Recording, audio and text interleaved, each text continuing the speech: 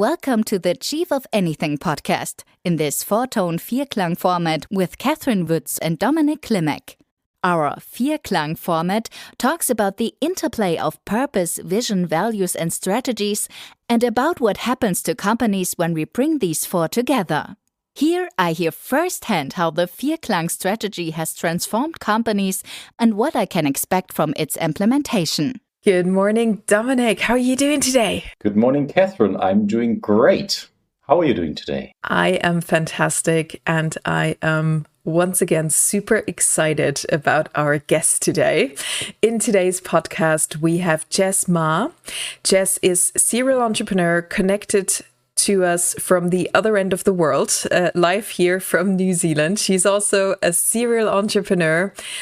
She's the CEO of Purpose-Led NZ that does something very similar to our VIERKLAng model. She's also the CEO of Bush Magic, and she's the daughter of Graham Maher, who we've heard about in our podcast. Some of our frequent listeners might remember a lot of people talking about him and mentioning him as the original founder who put all of the four pieces together of purpose, vision, values, and strategies, and has changed the life and especially the business life of so many people around the world.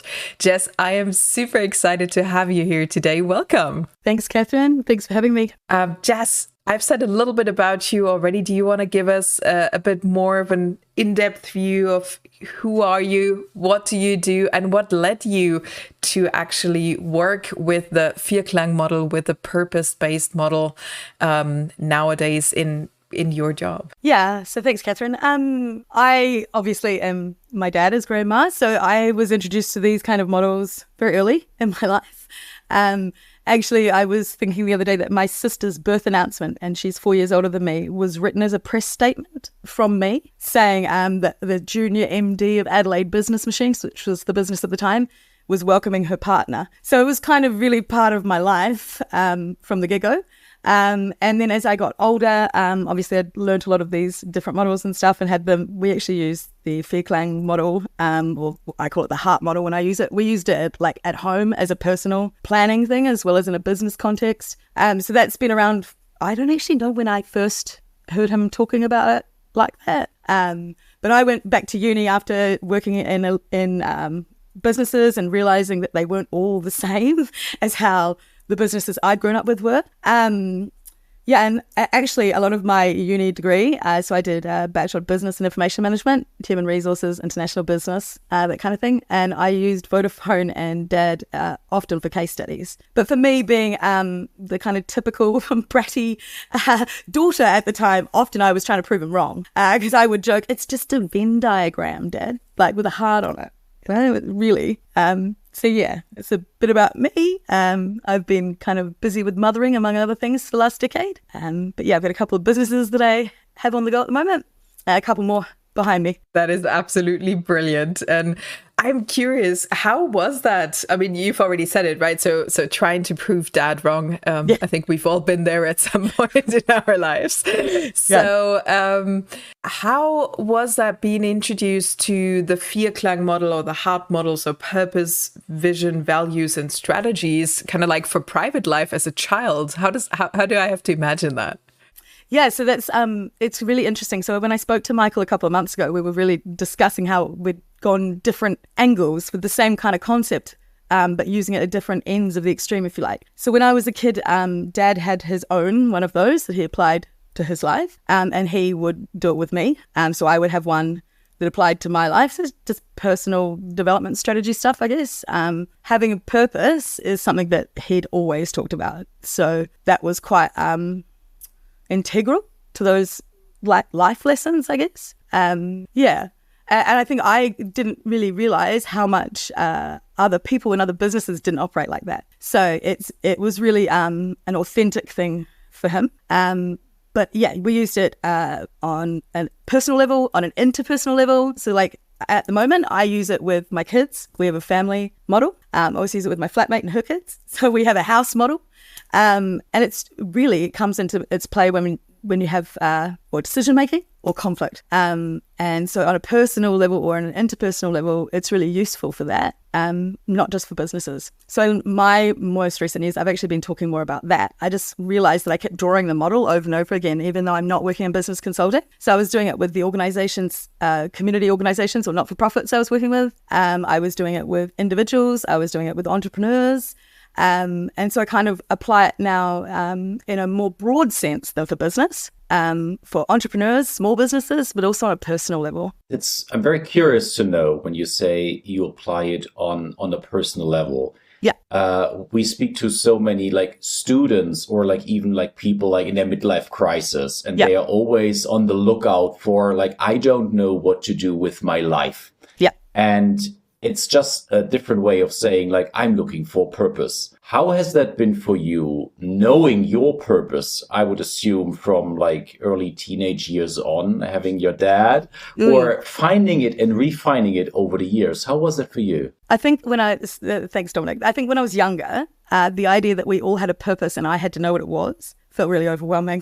I didn't know what it was, and I kind of got stuck in that I don't know. And when I was like in my teenage and early 20s, Dad would often say to me, that is okay to have as a purpose. Like your purpose can be trying to work out what your purpose is. That's in a part of the progress sometimes. But yeah, so Bush Magic is one of my businesses. I started it as a kind of plant business, herbal medicine, or rongoa, we call it in New Zealand. And then I noticed that I was doing women's circles or having more event spaces. And I noticed it was a really common theme for me. Quite often they were mums who were coming to me. They were mums of a similar stage as me. So their youngest kids were about to start school or starting school. And they were looking at their life going, well, 10 years have just flown by. I wasn't doing what I was doing before. What am I doing? What is the purpose? All of that kind of stuff. So I'm just turning that off. So I quite quickly found that it was really helpful in that capacity to talk about some of these models, maybe slightly differently than how I talked about them in corporate settings, well, definitely in corporate settings, but in, consultant settings. And it really helped people on a personal level. It's a big thing, right? Especially for women and going through motherhood and then getting to that. So I'm 40 next year. That what is any of this? Maybe in just like one question or one word, like when you speak to these mothers, like what do you ask them or what do you tell them as a starting point to find a purpose in life? Like what is something that our listeners could take away? Like what's the one question I could ask myself to get closer to my purpose? Yeah, that's a great question. With mothers, the first thing I would say to them is that flamingos lose their pink when they're mothering. So a flamingo bird is not pink for the first few years of her child's life, and her pink comes back. So for a lot of mums, that's a real relevant thing that we kind of lose ourselves. It's part of the process, I think. And then you come into the other side, you're like, oh shit, but your pink will come back. It doesn't have to be, you don't have to do it in the doom of that space. The next step in that I start talking to people about is about underpinning beliefs of ourselves or limiting beliefs, or because it's kind of the basis for when we start to talk about values. When we talk about values, I often start with an experiment or an exercise, if you like, where we talk about considering your funeral, which sounds morbid. But actually, when you can go, so we do an exercise where you have 3 different people. So one is someone from your family, one is someone from your friends, and one is a work colleague. And each of them are going to give their eulogy at your funeral. What kind of things are they going to say? And are they things that you would be happy with them saying? Are you going to be like, yeah, that was awesome, I had a great life? Or was it not? So in the example of mothering, again, for some people I know mothering is their big job in life, and that's beautiful and absolutely has merit, but it isn't for me. So if at the end of my life someone was sitting there and the only thing they were talking about was me mothering, I don't think I would feel great about that. So that's kind of an exercise that I run people through at an initial stage. That sounds brilliant. And I love the flamingos lose their pink metaphor. That is brilliant. I didn't even know that. Thank you so much for sharing that with us. I'm just curious, right? So I imagine having been introduced to these models so early on, right? And then you've just mentioned it. There was like a lot of, women that encountered you specifically, kind of like maybe having never thought about these models before, right? Or haven't really asked those questions before that. And you were saying earlier, there is some, not all businesses are the same. You realize that not every business is following kind of like this master plan, so to say. Yeah. How was it for you, kind of like maybe the first time you realized, hey, not everybody works like that? And what did you take from that experience? Yeah, so I think probably the first time I really got a grasp on that was after I'd left high school and I was working. I worked at Vodafone New Zealand after Dad had come here. So I worked at Vodafone New Zealand for a little bit. I was working in the call centre when him and the rest of my family had gone back to Australia. And then I branch out on my own. I don't want to be working with the Vodafone group anymore. And I was working for someone who actually was a real bully. Like, he just was a bully. That's not uncommon, for management sometimes, especially in small business. And I was like, but I know better than you. I know that this could be better than this. I know that you're actually not making the best progress you can. And after kind of setting up that business with some really massive growth, I was like, wait, why am I doing this for someone who's not even nice? Like, that doesn't make any sense. And that's what kind of took me back to university. And I was like, oh, well, okay, what's the missing link between the stuff that I've seen and the stuff that I know to be most common in businesses? And then did you find other businesses who had that link, or did you set up and just created your own and did it better? A bit of both. One of my lecturers who I worked with when I was still at uni was a change management lecturer, Steve Bunnett, and he was amazing. He was quite known for his approach to lectures, where he would just come in on the first lecture and sit in the audience and wait for someone to do something. So he was very kind of a similar vibe to Dad, like doing things kind of differently and making it interesting. It turned everything on its head. So I worked with him for a while, but I realized quite quickly working most of our businesses in New Zealand is small to medium. So working in small to medium enterprises, quite often the manager, as the consultant, the manager was the problem. Like, the person paying my bill was the problem. They weren't, And I spent a long time doing that. And I was like, wait, hold on, this doesn't make any sense. So then I went back to the drawing board, did a different kind of consulting, focused more on human resources. But eventually I kind of was a bit burnt by it, to be honest. And after Dad died, I moved into social justice stuff, so online rights. And we ended up helping bring into the Harmful Digital Communications Act of 2015 in New Zealand. So we had some rights for youth, particularly online. And then I just decided I'll make different businesses. I'll show people it in a different way. And just now, in the last year, coming back to the consulting models, I've learned my own education and have been given and seen from Dad and Vodafone and other places. Wonderful. Thanks so much, Jess. So just for the people who are not familiar with the New Zealand Rights Act that you just talked about, what did that change? What did that do? So after Dad died, he was big on social media. He was early days, but he was using social media, as was I. And my degree had a kind of element of using social media in business before it was a kind of mainstream thing. So I immediately kind of did what I thought was the right procedure. I memorialized his account on things like Facebook. And then I realized that what actually happened when I did that was they took heaps of information away and all control. I didn't have his passwords, so there wasn't something I could, so I was trying to do what was the right kind of approach via the websites. And then I could have no communication with anyone. I couldn't work out what had happened to things, where I could find it. As I started to kind of focus on that, I also became aware of the amount of youth in New Zealand that were having massive issues online.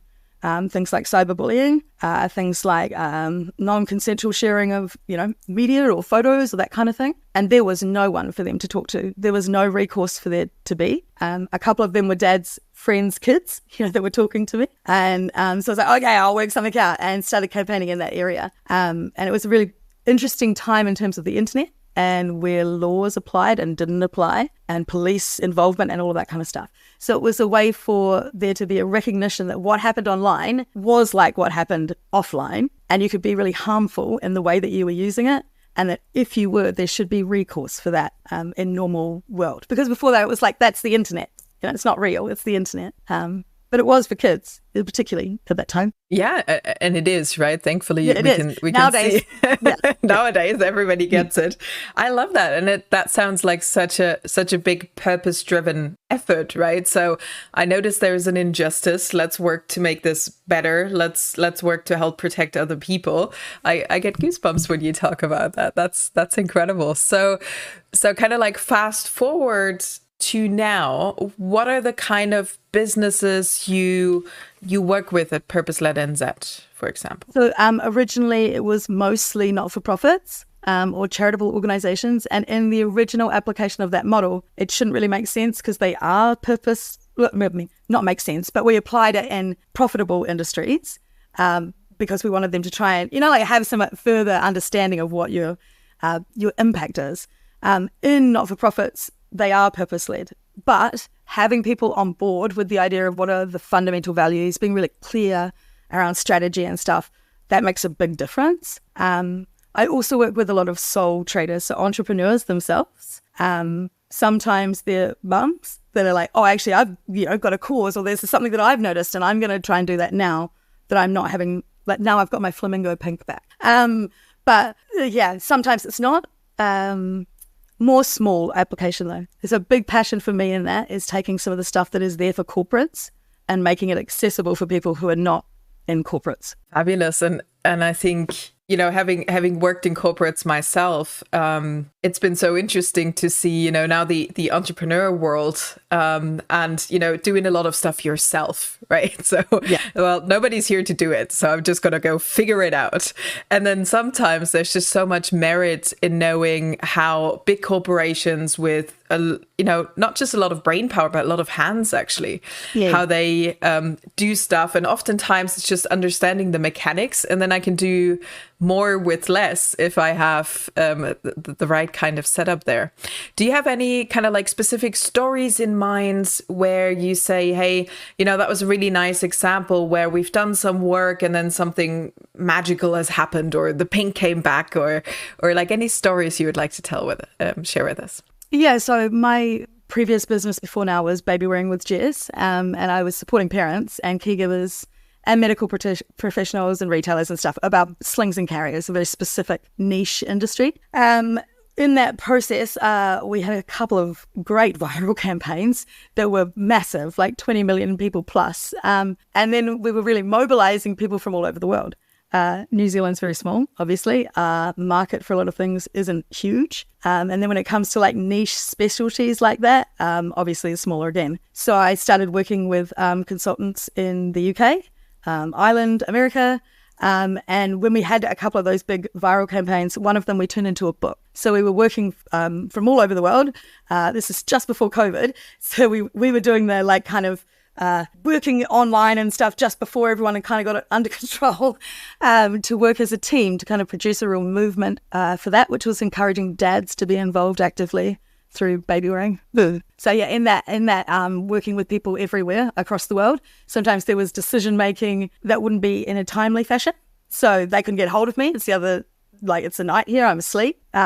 Obviously, one of the great things about being clear about your purpose is that you don't have to have really detailed conversations. Sometimes you could just guess that's going to be aligned or that's not. And one of the things that happened after we published the book was one of the people I was working with had said, I think we should make an ebook. And I had said, that's my dog in the background. I'd said, I don't think an ebook is helpful for us. I don't think it's, it was a viral campaign. It doesn't make sense to put it online. And they had called me out and said, hey, should we go back to that heart model and like have a chat with it in that, which is something that I'd encouraged every time we were doing that. And I was like, yes, of course, let's do that.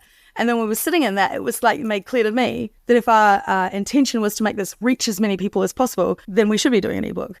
Me being concerned about that, or my ego being involved in that, or my own personal take on that, when I was trying to do something bigger than me, it wasn't really the important part. So really helpful in a number of different ways. We call that eating our own dog food. So applying what we apply with others for ourselves as well. It's brilliant to have people who kind of like reflect that back to you. Yeah. It's the same now with like clients that I have. I had a client that I was talking to last week, and we're talking about that model in terms of how I said, yes, I've got one for me. I've got one for me and the kids. I've got one for the house. I've got one for that business and that business. And she'd said, isn't that tiring? Like, do we need to have that many models? And I was like, well, no, like I find that helpful for me. And then we sat down and kind of discussed why I think that's important, that entrepreneurs have one for themselves and one for their business.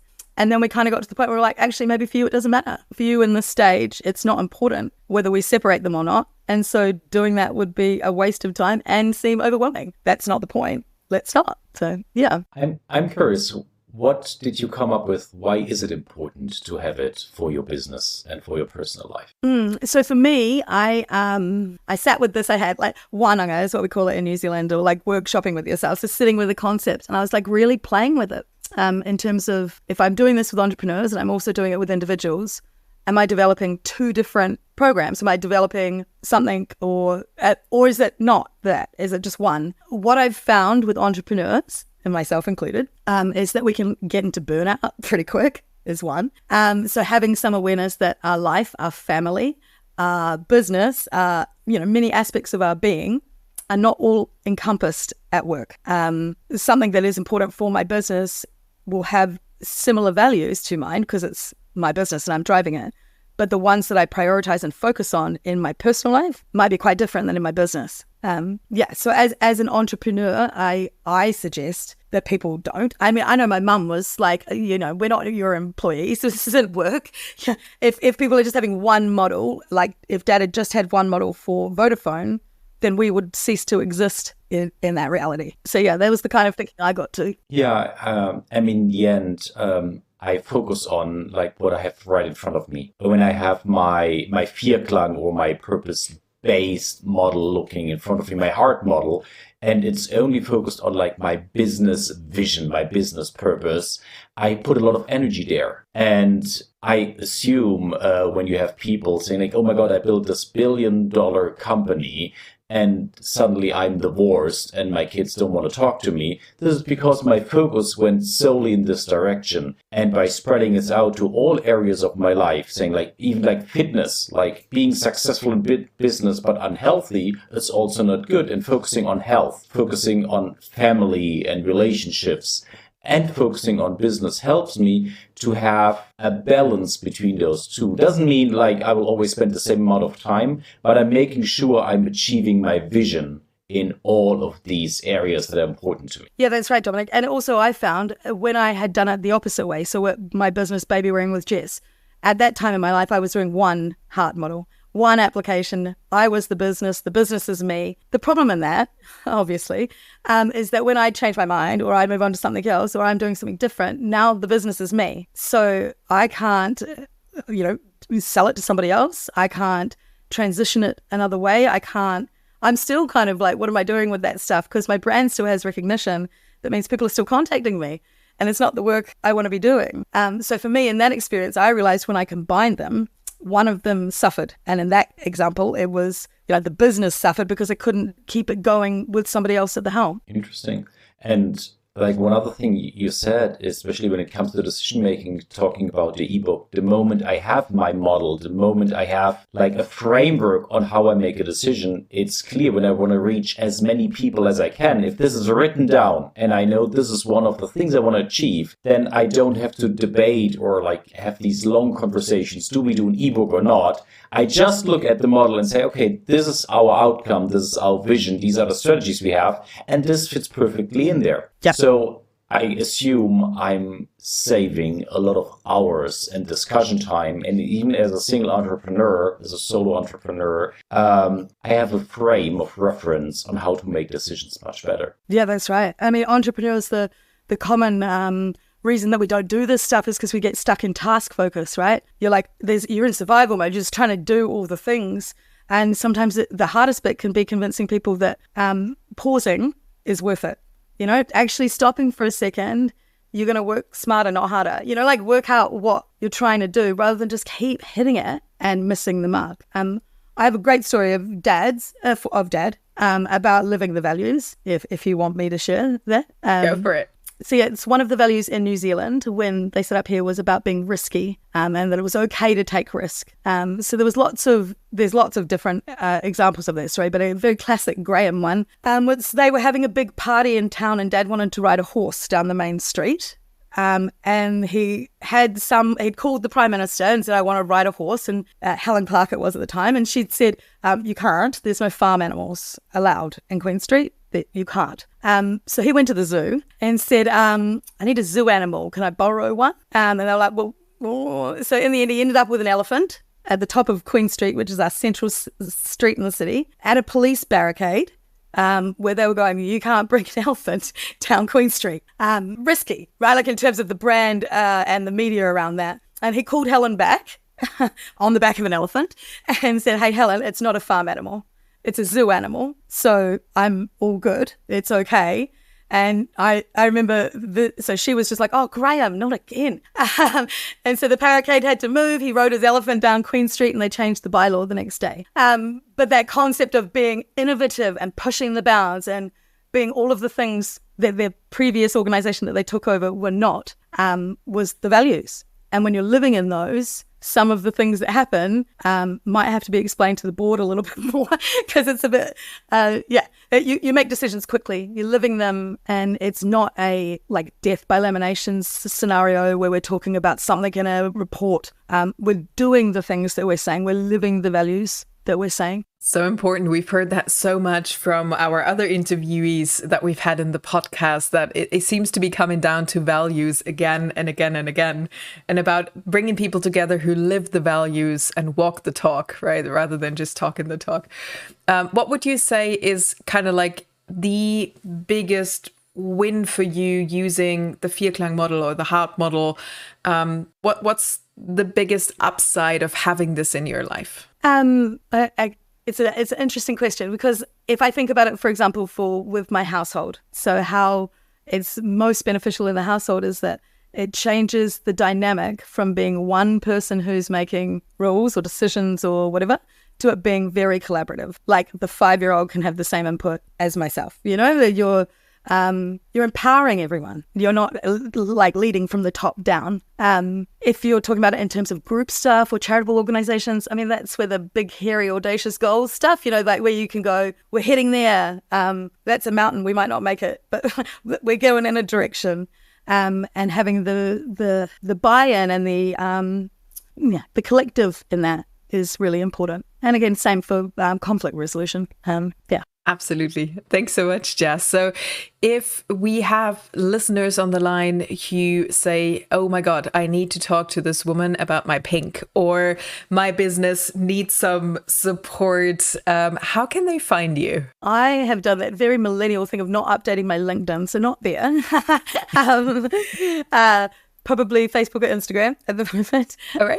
It's the best ways to get me. So Bush Magic or Purpose-Led NZ. And we're on Insta, Facebook, TikTok, the rest of it. Fantastic. Thank you so much for being with us, Jess. Thank you for sharing your stories and all these, you know, I'm still thinking about the elephant and riding down Queen Street on that one. That is just brilliant. It's been an absolute blast having you. All the best and talk to you soon. Thank you. Thanks so much. That's it for today with VIERKLANG Strategy Coaching in our Chief of Anything podcast. If you would like to discover the impact of VIERKLANG Strategy Coaching for your company, then simply click on the link in the description and get in touch with us.